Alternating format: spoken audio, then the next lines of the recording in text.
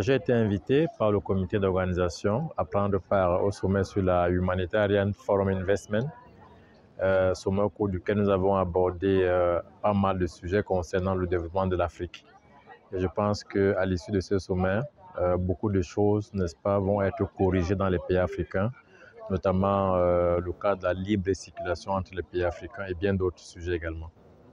Je suis très content. Je voulais vraiment manifester ma profonde gratitude à l'endroit du président Macky Sall, qui a bien voulu rendre facile l'accès dans son pays.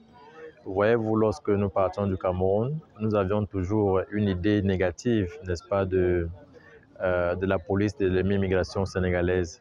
Mais lorsque je suis arrivé à l'aéroport, en moins de 10 minutes, je dis bien en moins de 10 minutes, j'ai pu avoir mon visa d'entrée d'1 mois dans le territoire sénégalais. Et c'était un exemple que la plupart des autres pays africains doivent prendre, notamment ceux de l'Afrique centrale, parce qu'il est vraiment difficile, n'est-ce pas, d'entrer dans un pays de l'Afrique centrale si vous n'avez pas passé des formalités suicidaires.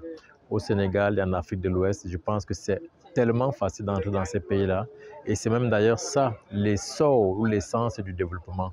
Tant qu'on ne laisse pas les compatriotes africains, n'est-ce pas, d'entrer dans les pays africains, il sera difficile pour certains pays de pouvoir se développer. Donc je tire un coup de chapeau à l'immigration du Sénégal qui a compris, n'est-ce pas, que pour se développer, il faut laisser les gens entrer dans leur pays et tout en les contrôlant.